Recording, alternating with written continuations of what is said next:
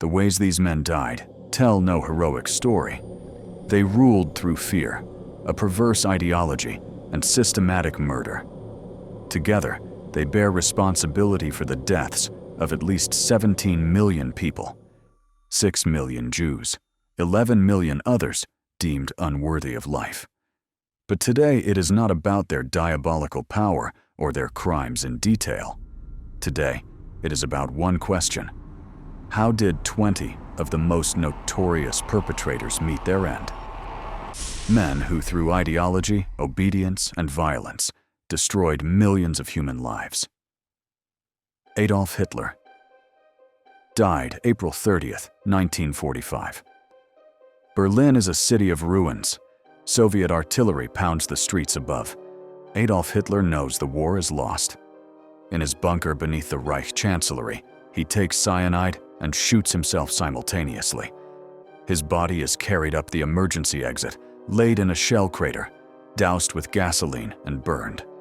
No trial, no verdict, only a cowardly escape from responsibility. Heinrich Himmler died May 23rd, 1945. The architect of industrial mass murder tries to disappear after the war. He shaves his mustache, wears an eye patch, carries papers identifying him as Heinrich Hitzinger, a dismissed policeman. When British soldiers recognize him at a checkpoint near Bremervörde, he knows it is over. During his medical examination, he bites into a cyanide capsule concealed in his mouth. Death comes in 12 minutes.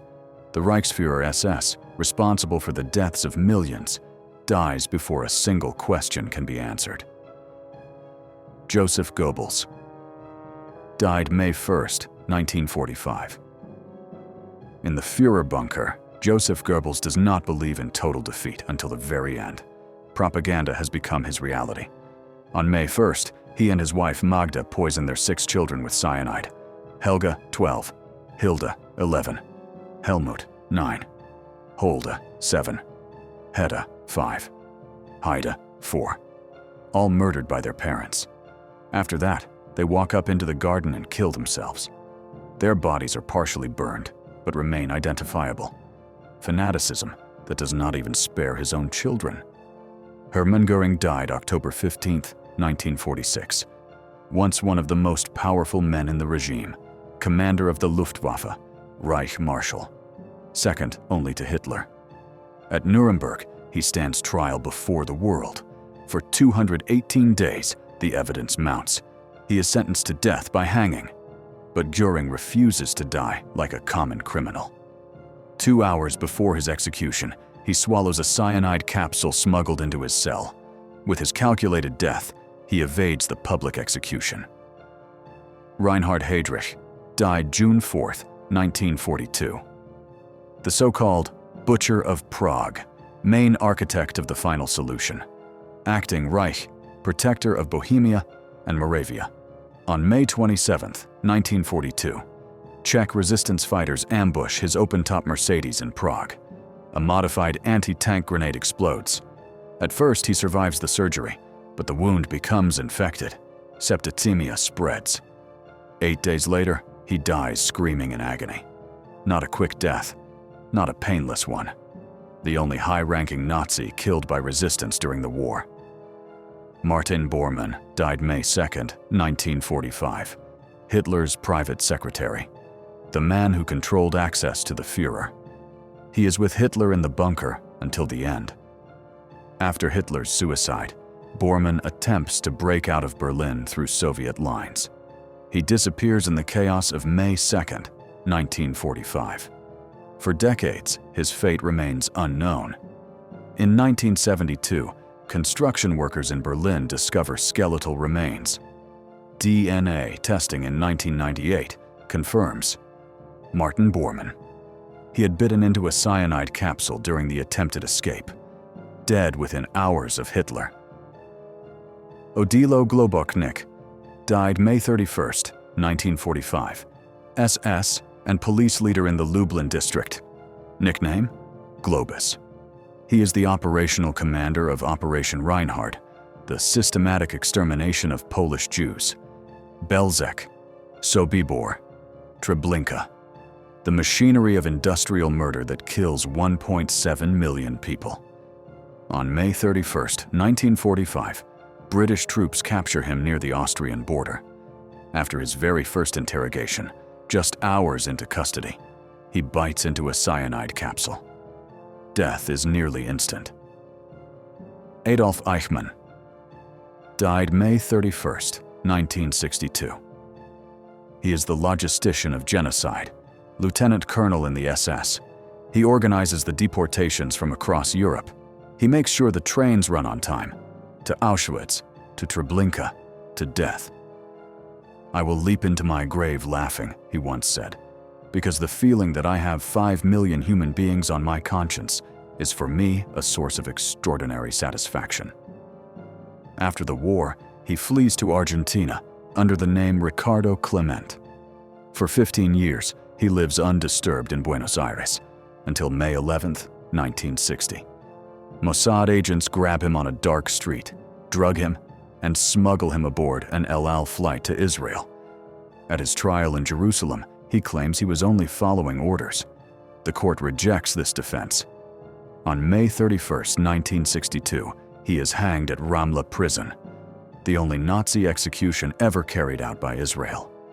Joseph Mengele died February 7, 1979. The Angel of Death, the camp doctor of Auschwitz.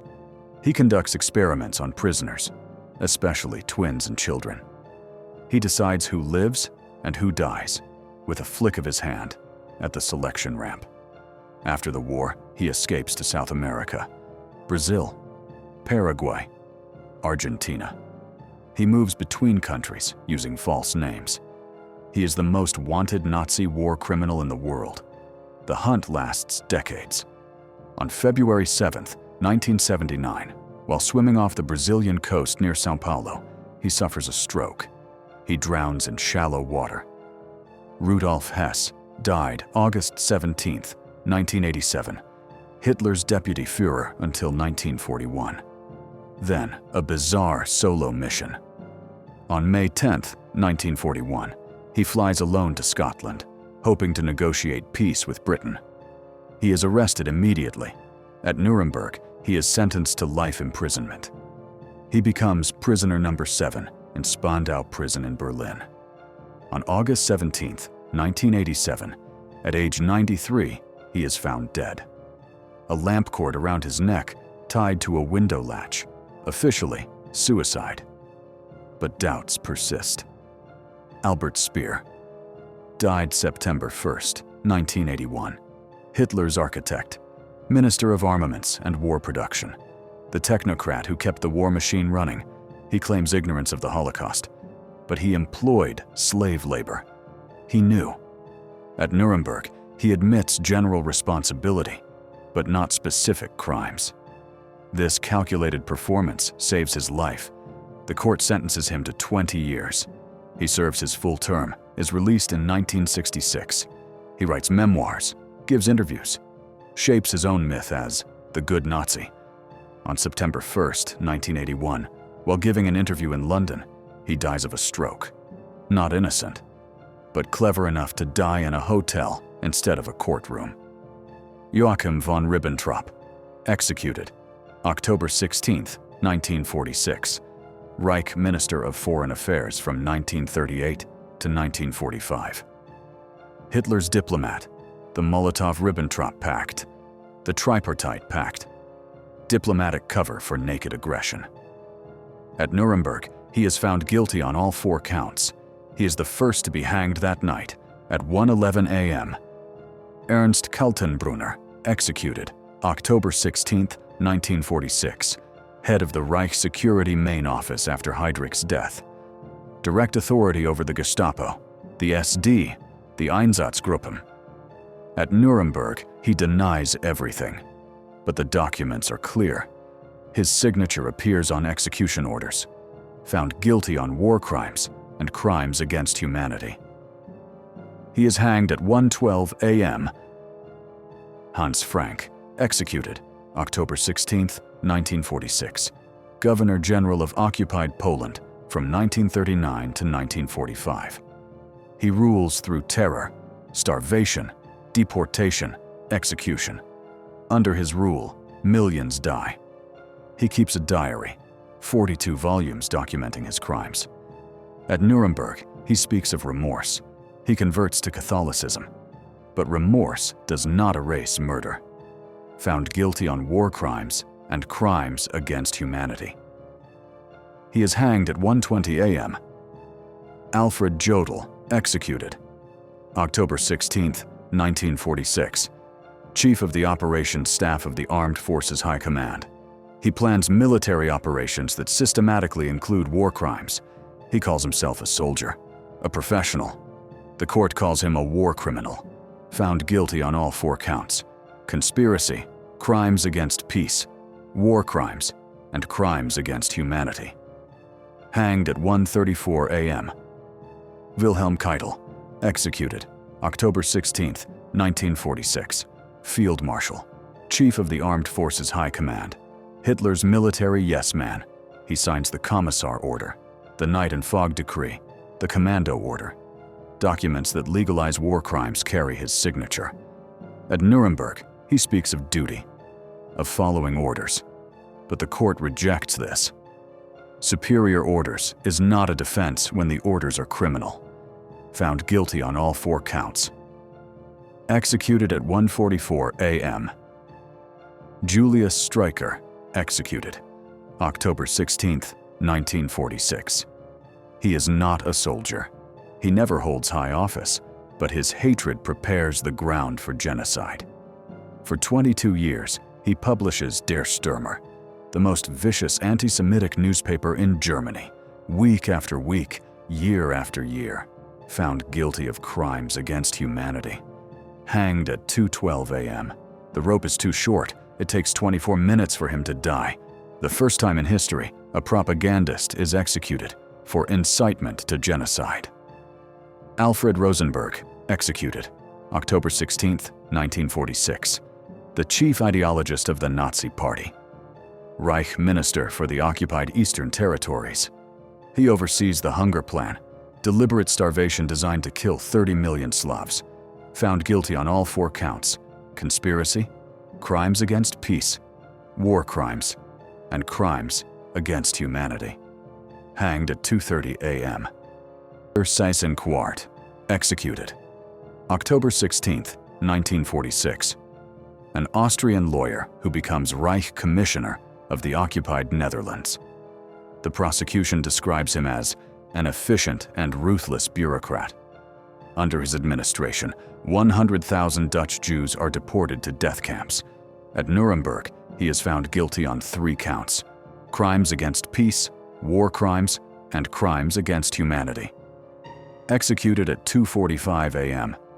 Karl Dönitz, died December 24, 1980. Grand Admiral, commander of the U-boat fleet, named by Hitler as his successor in his final testament. For 20 days, May 1 to May 23, 1945, he leads what remains of Nazi Germany. He signs the unconditional surrender. At Nuremberg, he is convicted of crimes against peace and war crimes. But the court spares him execution. He receives 10 years imprisonment. Released from Spandau in 1956, he lives quietly in northern Germany. He never expresses remorse for serving Hitler. On December 24, 1980, he dies of a heart attack at age 89.